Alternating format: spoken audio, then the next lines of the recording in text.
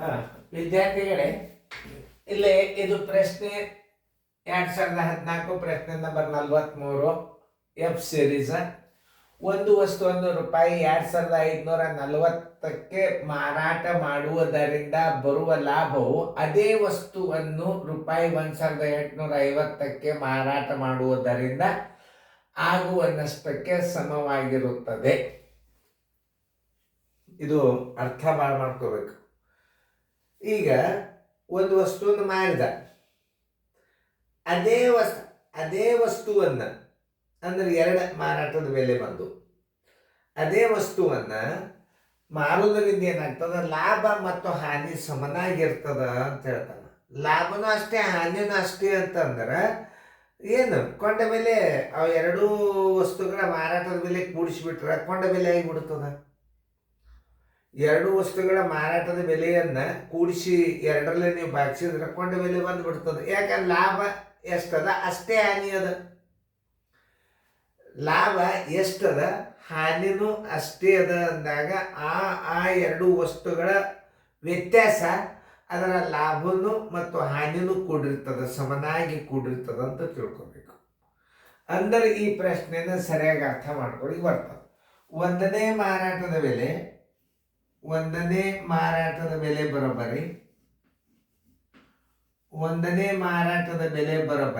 ಎಷ್ಟು? 2540 ರೂಪಾಯಿ ಅದ.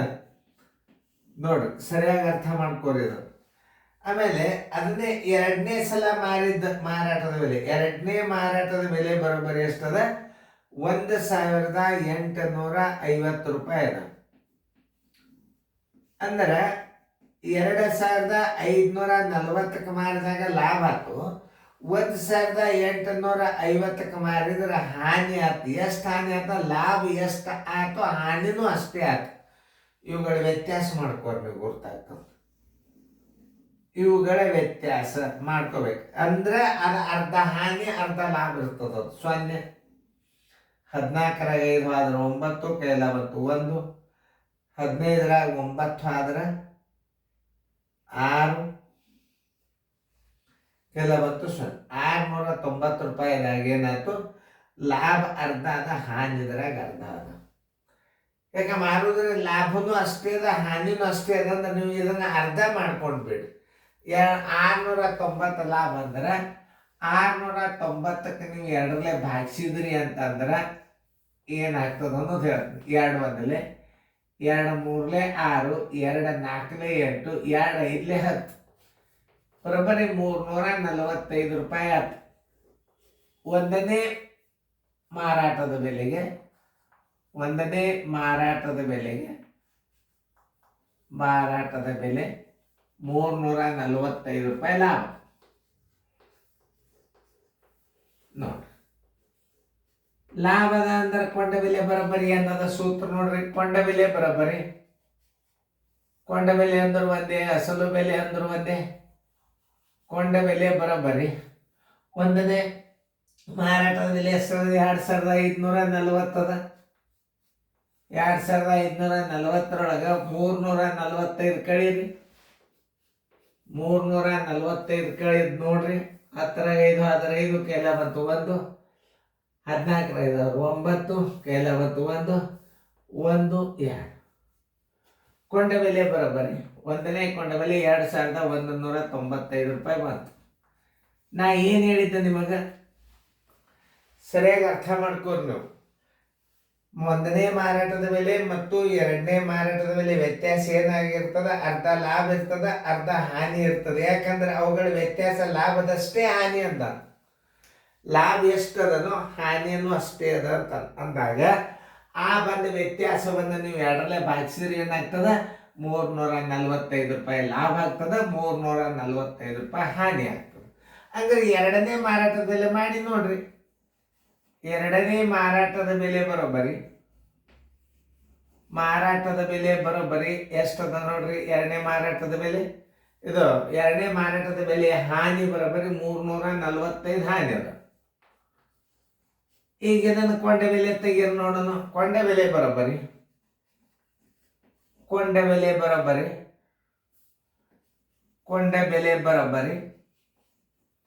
ಮಾರಾಟದ ಬೆಲೆ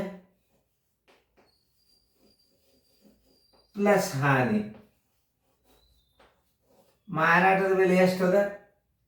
1850 ಪ್ಲಸ್ 345 ಹಾನಿ ಕೂಡಿಸ್ಕೋಬೇಕಾಗ್ತದೆ. ಈಗ ಕೂಡ್ಸೋಣ ನೋಡ್ರಿ.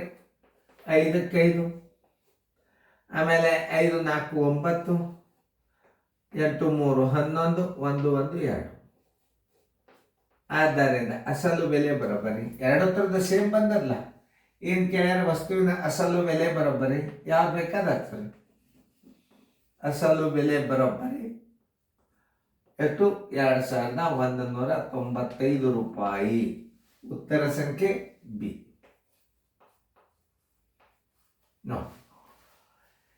ಇನ್ನೊಂದ್ಸಲ ತಿಳ್ಕೊಂಡು ನೋಡ್ಬೇಕು. ಯಾವಾಗಲಿ ಗಣಿತಗಳು ಭಾಳ ವಿಚಾರ ಮಾಡ್ಬೇಕಾಗ್ತದ, ತಿಳ್ಕೊಬೇಕಾಗ್ತದೆ. ಇನ್ನೊಂದ್ಸಲ ಪ್ರಶ್ನೆ ನೋಡ್ರಿ. ಒಂದು ವಸ್ತುವಿನ ರೂಪಾಯಿ 2540ಕ್ಕೆ ಮಾರುವುದರಿಂದ ಬರುವ ಲಾಭವು ಅದೇ ವಸ್ತುವನ್ನು 1850ಕ್ಕೆ ಮಾರಾಟ ಮಾಡುವುದರಿಂದ ಆಗುವ ನಷ್ಟ ಸಮವಾಗಿರುತ್ತದೆ. ಅಂದ್ರೆ ನೀವು ಎರಡರಲ್ಲೇ ಭಾಗಿಸ್ಬೇಕು ಆ ವ್ಯತ್ಯಾಸವನ್ನು. ಅರ್ಧ ಲಾಭಕ್ಕೆ ಕೊಡಬೇಕು, ಅರ್ಧ ಹಾನಿಗೆ ಕೊಡಬೇಕು.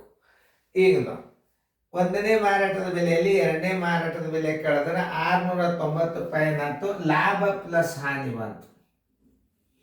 ಇದರ ಲಾಭನೂ ಕೂಡ್ತು, ಹಾನಿನೂ ಕೂಡ್ತು. ಆದ್ರೆ ಸಮನಾಗಿ ಅದಾದ್ರೆ ನೀವು ಅದನ್ನು ಎರಡರಲ್ಲೇ ಭಾಗಿಸ್ರಿ. 345 ರೂಪಾಯಿ ಲಾಭ ಆಯ್ತು, 345 ರೂಪಾಯಿ ಹಾನಿ ಆಯ್ತು. 1ನೇ ಮಾರಾಟದ ಬೆಲೆ ಬರೋಬ್ಬರಿ ಮಾರಾಟದ ಬೆಲೆಗೆ ಎಷ್ಟಾಗಿದೆ? 345 ರೂಪಾಯಿ ಲಾಭ ಆಗಿದೆ. 1ನೇ ಮಾರಾಟದ ಬೆಲೆಗೆ 345 ರೂಪಾಯಿ ಲಾಭ ಆಗಿದೆ. ಕೊಂಡ ಬೆಲೆ ಬರೋಬ್ಬರಿ 1ನೇ ಮಾರಾಟದ ಬೆಲೆಯದೊಳಗೆ ನೀವು ಲಾಭನ ಕಳೆದ್ರೆ ಕೊಂಡ ಬೆಲೆ ಬರ್ತದೆ. 2ನೇ ಮಾರಾಟದ ಬೆಲೆಗೆ 2ನೇ ಮಾರಾಟದ ಬೆಲೆಗೆ 345 ಹಾನಿ. ಕೊಂಡ ಬೆಲೆ ಬರೋಬ್ಬರಿ ಮಾರಾಟದ ಬೆಲೆ ಪ್ಲಸ್ ಹಾನಿ 1850, 345 ಬರುವ 2195 ರೂಪಾಯಿ ಕೊಂಡ ಬೆಲೆ. ಆಮೇಲೆ ನಿಮಗೆ ನಾವೊಂದು ಮಾತು ಹೇಳಿದ್ದೆ, ಇವೆರಡತ್ತನ್ನು ಕೂಡಿಸಿ ನೀವು ಎರಡರಲ್ಲೇ ಭಾಗಿಸ್ರಿ ಅಂತ ಹೇಳಿದ್ದೆ. ಅದನ್ನು ಒಂದು ಮಾದರಿ ನೋಡ್ರಿ, ಅದನ್ನು ತೋರಿಸ್ತದೆ ನಿಮಗೆ. ಯಾಕಂತಂದ್ರೆ ನಿಮ್ಗೆ ಗುರ್ತಾಗಬೇಕು. ಇಲ್ಲ ಸರ್ ಹೇಳಿದ್ರು ಏನದ 2500 ಲಾಭನೂ ಇಲ್ಲ ಹಾನಿನೂ ಇಲ್ಲ ಅಂದಾಗ ಏನು ಮಾಡ್ಬೇಕು ನೀವು? ಅದ್ರಾಗ ನಾ 345 ಹೆಚ್ಚಾಗ್ತದ, ಇದ್ರಾಗ 345 ಕಡಿಮೆ ಆಗ್ತದೆ. 1850 ಕೂಡಿಸ್ರಿ. ಇದನ್ನ ನೋಡ್ರಿ. ಪೂಜೆ 5 5 10, 8 4 12, 1 13, 4300 ಆಯ್ತು. ನೋಡ್ರಿ 2004 ಅದೇ ಅಂದೆ ಅದು ಸಂಶಯ ಬರ್ಲಿಕ್ಕೆ ಐತಿ ನನಗೆ. 2540, 2540, 1850 ಕೂಡಿಸ್ರಿ. ಅದು ಪೂಜೆ 5 4 9, 5 4 8 5 13, 4390. ಎರಡರಲ್ಲೇ ಭಾಗಿಸ್ರಿ ಇದನ್ನ ನೋಡ್ರಿ. 2 2 4, 2 1 2 9 18, 2 5 10. ನೋಡ್ರಿ ನಾ ಹೇಳಿದ್ ನೋಡ್ರಿ. ಮಾರಾಟದ ಬೆಲೆ 1ನೇ ಮಾರಾಟದ ಬೆಲೆ 2ನೇ ಮಾರಾಟದ ಬೆಲೆ ಕೂಡಿಸಿ ನೀವು ಎರಡರಲ್ಲೇ ಭಾಗಿಸಿ ಬಿಡ್ಬೇಕು. ಯಾಕಂದ್ರೆ ಲಾಭನೂ ಅಷ್ಟೇ ಅದ, ಹಾನಿನೂ ಅಷ್ಟೇ ಅದ. ಮಾರಿದ್ರೊಳಗೆ ಲಾಭ ಸಿಕ್ತು, ಮಾರಾಟದ್ರೊಳಗೆ ಹಾನಿ ಸಿಕ್ತು. 2ನೇ ಮಾರಾಟದ ಬೆಲೆ ಹಾನಿ ಸಿಕ್ತು. ಎರಡು ಈಕ್ವಲ್ ಅದ, ಸಮನಾಗಿ ಅದ ಅಂದಾಗ ಆ ಎರಡು ವಸ್ತುಗಳ ಮಾರಾಟ ಬೆಲೆಯನ್ನು ಕೂಡಿಸಿ ನೀವು ಎರಡರಲ್ಲೇ ಭಾಗಿಸಿಬಿಟ್ರೆ ಕೊಂಡ ಬೆಲೆ ಬರ್ತದೆ. ಬರ್ತಿಲ್ಲ ನೋಡ್ರಿ. ಇನ್ನೊಂದು ಉದಾಹರಣೆ ತೋರಿಸಿ. ಒಂದು ಸಣ್ಣ ಉದಾಹರಣೆ ಹಾಕಿರ್ತಾನೆ ಇಲ್ಲಿ ನಿಮಗೆ ತಿಳ್ಕೊಳ್ಳಿ ಅಂತ. ಯಾಕಂದ್ರೆ ಒಂದು ಲಾಭಾನಿ ಲೆಕ್ಕಗಳನ್ನು ತಿಳ್ಕೊಳ್ಳೋದು ಅಷ್ಟು ವಿಚಾರ ಮಾಡಿದ್ರೆ ಭಾಳ ಸರಳ ವಿಚಾರ ಮಾಡಬೇಕಾಗ್ತದೆ. ನಾವೊಂದು ಸಣ್ಣ ಎಕ್ಸಾಂಪಲ್ ಕೊಡ್ತೇನೆ ನಿಮಗೆ, ಅದು ನಿಮಗೆ ತಿಳಿದೇ ಬಿಡ್ತದೆ. ಅದು ಗಣಿತ ಹೌದು ಸರ್ ಹೇಳಿದ್ ಬರೋಬರ್ ನೋಡು. ಒಂದಿಲ್ಲೇ ಕೊಂಡ ಬೆಲೆ ತೋರಿಸ್ತಾನ ನಿಮಗೆ. ಕೊಂಡ ಬೆಲೆ 1ನೇ ಕೊಂಡ ಬೆಲೆ 2ನೇ ಕೊಂಡ ಬೆಲೆ ಇಲ್ಲಿ ನೋಡ್ರಿ.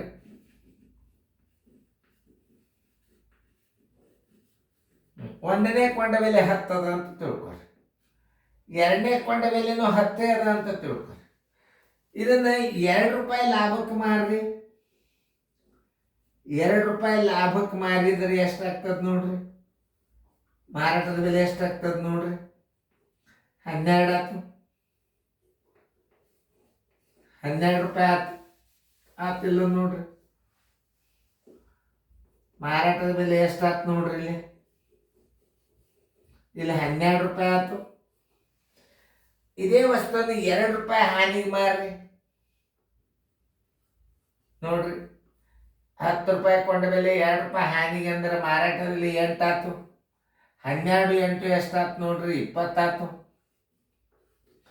ಲಾಭ ಮೈನಸ್ ಹೋಗಿಬಿಡ್ತು. ಇದನ್ನ 2ರಲ್ಲಿ ಭಾಗಿಸ್ರಿ, 10 ಬರ್ತದಿಲ್ಲ ನೋಡ್ರಿ. ಈಜ್ಕೊಲ್ ಟು 10 ನೋಡ್ರಿ, 10 ಅದ ಇಲ್ಲ.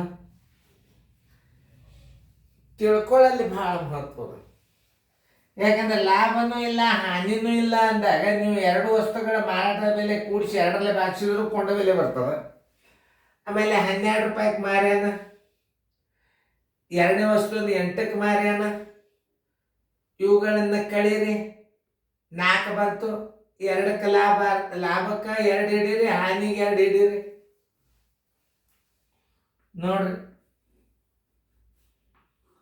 ಲಾಭಕ್ಕೆ 2 ಹಿಡ್ರಿ, ಹಾನಿಗೆ 2 ಹಿಡೀರಿ. ಏನು ಹೇಳಿದ್ದೆ ನಾ, ಮಾರಾಟದ ಬೆಲೆ, 2 ಮಾರಾಟದ ಬೆಲೆಗಳ ವ್ಯತ್ಯಾಸ ಲಾಭ ಅರ್ಧ ಹಾನಿ ಅರ್ಧ ಅದ ಇಲ್ಲ ನೋಡ್ರಿ. 2 ಲಾಭ ಅದ, 2 ಹಾನಿ ಅದ. 2 ಲಾಭ ಆಯ್ತು, 2 ಹಾನಿ ಆಯ್ತು. 12 8 ಕಳೆದ್ರೆ ಎಷ್ಟು ಬರ್ತದ ನೋಡ್ರಿ, 4 ಬಂತು. 1ನೇ ಮಾರಾಟದ ಬೆಲೆ 2ನೇ ಮಾರಾಟದ ಬೆಲೆ ಕಳೆದ್ರೆ 4 ರೂಪಾಯಿ ಬಂತ ವ್ಯತ್ಯಾಸ. 2 ವಸ್ತುಗಳನ್ನು ನೀವು ಭಾಗಿಸಿದ ನೋಡ್ರಿ, ಎಷ್ಟು ಬಂತು.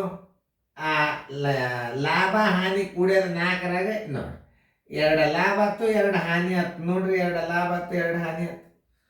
ಕೊಂಡ ಬೆಲೆ ಬರೋಬರಿ ಮಾರಾಟದ ಬೆಲೆ ಮೈನಸ್ ಲಾಭ ಕೊಂಡ ಬೆಲೆ, ಮಾರಾಟದ ಬೆಲೆ ಮೈನಸ್ ಪ್ಲಸ್ ಹಾನಿ ಕೊಂಡ ಬೆಲೆ ನೋಡಿ. ಈ ಮಾದರಿ ಮೇಲಿಂದ ಎಲ್ಲ ಲೆಕ್ಕಗಳನ್ನು ನೀವು ಸರಳಾಗಿ ತಿಳ್ಕೋಬೇಕು. ಏನೋ ಕೂಡಿಸಿ 2ರಲ್ಲಿ ಭಾಗಿಸಿ ಕಳೆದು ಇಡೋದ್ರಿಂದ ಅಲ್ಲ, ಸರಿಯಾಗಿ ಗಣಿತಗಳನ್ನು ಅರ್ಥ ಮಾಡ್ಕೋಬೇಕು. ಬಹಳ ಸರಳದ ಇದು, ತಿಳ್ಕೊಂಡ್ರೆ ಬಹಳ ಸರಳದು. ಅದಕ್ಕೆ ನಿಮಗೆ ನಾ ಹೇಳಿದೆ, ಇವುಗಳನ್ನು ಕೊಂಡ ಬೆಲೆಗಳನ್ನು 690 ಯಾಕೆ ಬಂತು ಅಂತಂದ್ರೆ ಲಾಭನೂ ಅಷ್ಟೇ ಹಾನಿ ಅಷ್ಟೇ ಅದಂದ್ರೆ ಈ 1ನೇ ಮಾರಾಟದ ಬೆಲೆ 2ನೇ ಮಾರಾಟದ ಬೆಲೆಗಳನ್ನು 2ರಲ್ಲೇ ಭಾಗಿಸ್ಬಿಟ್ರಿ. ಇದಕ್ಕೆ ಅರ್ಧ ಕೊಡ್ರಿ, ಇದಕ್ಕೆ ಅರ್ಧ ಕೊಡ್ರಿ, ಇದಕ್ಕೆ ಕೊಟ್ರೆ ಕಳಿಬೇಕು, ಇದಕ್ಕೆ ಕೊಟ್ರೆ ಕೂಡಿಸ್ಬೇಕು ಕೊಂಡ ಬೆಲೆ ಬರ್ಬೇಕಾದ್ರೆ. ಅಲ್ಲಿ ಮಾಡಿ 1ನೇ ಮಾರಾಟದ ಬೆಲೆ 345 ರೂಪಾಯಿ ಲಾಭ, ಕೊಂಡ ಬೆಲೆ ಬರೋಬ್ಬರಿ ಮಾರಾಟದ ಬೆಲೆ ಮೈನಸ್ ಲಾಭ ಬರ್ತದಿಲ್ಲ ನೋಡ್ರಿ. ಮಾರಾಟದ ಬೆಲೆ ಮೈನಸ್ ಲಾಭ, ಮಾರಾಟದ ಬೆಲೆ ಮೈನಸ್ ಲಾಭ ನೋಡಿ 295. ಕೊಂಡ ಬೆಲೆ ಬರೋಬ್ಬರಿ ಮಾರಾಟ ಬೆಲೆ ಪ್ಲಸ್ ಹಾನಿ 1840, 340, 2195 ರೂಪಾಯಿ. ಯಾವುದೇ ಒಂದು ಲೆಕ್ಕ ನೀವು ಇನ್ನೊಂದು ಇದು ವಿಡಿಯೋ ಕ್ಲಾಸ್ ಹೆಂಗದ ಅಂದ್ರೆ, ನೀವು ಸೈಲೆಂಟಾಗಿ ಜೂಮ್ ಆ್ಯಪ್ ಡೌನ್ಲೋಡ್ ಮಾಡಿಕೊಂಡು ಸರಿಯಾಗಿ ನೀವು ಜೂಮ್ ಆ್ಯಪ್ದಲ್ಲಿ ಸರಿಯಾಗಿ ನೀವು ಲಕ್ಷ್ಯ ಕೊಟ್ಟು ನೋಡಿದರೆ ಎಲ್ಲ ಗಣಿತಗಳು ನಿಮ್ಗೆ ಸಿಗ್ತಾವೆ. ಆದರೆ ಜೂಮ್ ಆ್ಯಪ್ ನೀವು ಡೌನ್ಲೋಡ್ ಮಾಡಿದಾಗ ನೀವು ರೆಗ್ಯುಲರ್ ಮುಂದೆ ಕೂಡಬೇಕಾಗ್ತದೆ. ಯಾಕಂದ್ರೆ ಅಲ್ಲಿ ನಾನು ನೇರವಾಗಿ ನಿಮ್ಮ ಜೊತೆ ಮಾತಾಡಬೇಕಾಗ್ತದೆ. ಇದು ಟೈಮ್ ಟೇಬಲ್ ಮೇಲೆ ಜೂಮ್ ಕ್ಲಾಸ್ ನಡೀತಿರ್ತದೆ. ಅದು ಯಾವಾಗ ನಡೀತದ ತಗೊಳ್ಳೋರು ನಾವು ಟೈಮ್ ಹೇಳ್ತೀವಿ, ಇಷ್ಟೇ ಟೈಮ್ಕಿಂತ ನಡೀತದ. ಬೇಕಾದ ಗಣಿತಗಳನ್ನ ಜೂಮ್ ಆ್ಯಪ್ದಾಗ ಕೇಳಿ ತಗೋಬಹುದು ನೀವು. ಯಾಕಂದ್ರೆ ನೇರವಾಗಿ ನೀವು ಮಾತಾಡ್ತಿರ್ತೀವಿ ಅದ್ರಾಗ. ಸರ್ ನಮಗೆ 2014 8ನೇ ಯಾಕೆ ಬಂದಿಲ್ಲ ತಗೋರಿ, ಬಿಡ್ತಂದು ನೋಡ್ರಿ ಗಣಿತ ಬಿಟ್ಟೆ ನೋಡ್ಕೊಳ್ಳೋದೆ. ನೀವು ಒಟ್ಟೆ ಮಾತಾಡಂಗಿಲ್ಲ ಜೂಮ್ ಆ್ಯಪ್ದಾಗ. ಭಾಳ ಚಲೋ, ಆನ್ಲೈನ್ ಭಾಳ ಚಲೋ. ಒಳ್ಳೆ ಸ್ವಭಾವದ ಹುಡುಗರು ಕಲಿಬೇಕನ್ನುವಂಥ ಸ್ವಭಾವದ ಹುಡುಗರಿಗೆ ಆನ್ಲೈನ್ ಭಾಳ ಚಲೋ ಅದ. ಗುಣ ಸುಮಾರು ಇದ್ದ ಹುಡುಗರು ಏನು ಕೊಟ್ಟರು ಕಲಿಯೋದಲ್ಲ. ಅವ್ರು ಕಲಿಬೇಕಂದ್ರೆ ಅವ್ರು ಮನ್ಸು ಮಾಡ್ತಾರೆ. ಆನ್ಲೈನ್ದಾಗೆ ಹುಡುಗರು ನೋವೋದೇ ರಿಸಲ್ಟ್ ಮಾಡ್ಕೊಂಡು ಹೋಗಿ ಮಂಡ್ಯ ಜಿಲ್ಲಾದ ಎಸ್ ಅವರು ಗೌಡ್ರು ನಮಗೆ ಕೋಚಿಂಗ್ ಕ್ಲಾಸ್ ನಡೆಸ್ತಾರೆ. ಅವರು ಆನ್ಲೈನ್ದಾಗ 5 ಹುಡುಗರು ರಿಸಲ್ಟ್ ಮಾಡ್ಯಾವ ಹುಡುಗರು ಬಂದ ಸರಿ ಭೇಟಿಯಾಗ್ಯಾವ.